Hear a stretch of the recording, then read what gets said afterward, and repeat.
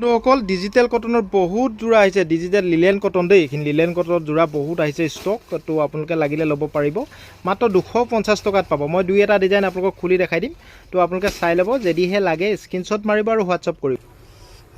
এইযোৰ চাওক এইটো ডিজাইন হ'ব ইয়াতে ব্লাউজৰ পিচ নাথাকে দেই ব্লাউজৰ পিচ নাথাকে দাম খুব কম ৰাখিছোঁ আমি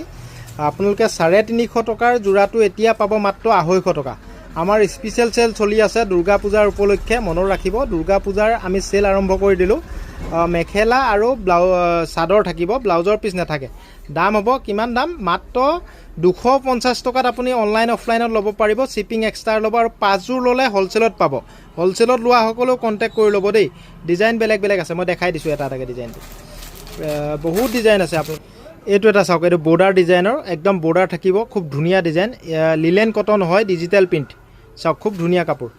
ইয়াৰে মেখেলা পিচ থাকিব মেখেলাখন দেখাই দিয়া এবাৰ এইখন মেখেলা চাওক মেখেলা তো মই আৰু খুলি নেদেখাও সকলোবোৰ মই এনেকৈ দেখাই দিম বান্ডিল বান্ডিল হিচাপত আছে তো লাগিলে ফটো দি দিম যিসকলক লাগে স্ক্ৰীনশ্বট মাৰিব আৰু হোৱাটছআপ কৰিব এইটো এটা ডিজাইন চাওক এনেকুৱা ধৰণৰ কালাৰ থাকিব এইবোৰ কালাৰ থাকিব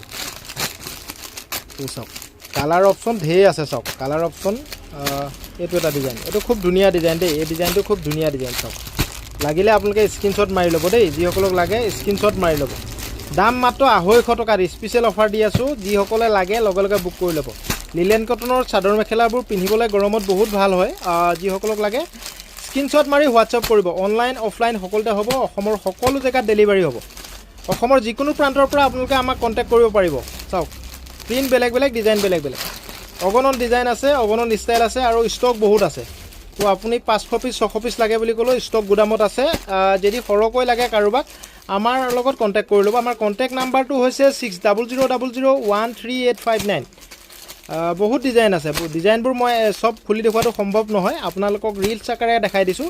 যদি ভাল লাগে আপোনালোকে স্ক্ৰীনশ্বট মাৰিব আৰু হোৱাটছআপ কৰিব থেংক ইউ মই ৰিলছটো ইমানতে ৰাখিলোঁ আপোনালোকৰ ভাল লাগিলে ৰিলছটো এবাৰ শ্বেয়াৰ কৰি দিম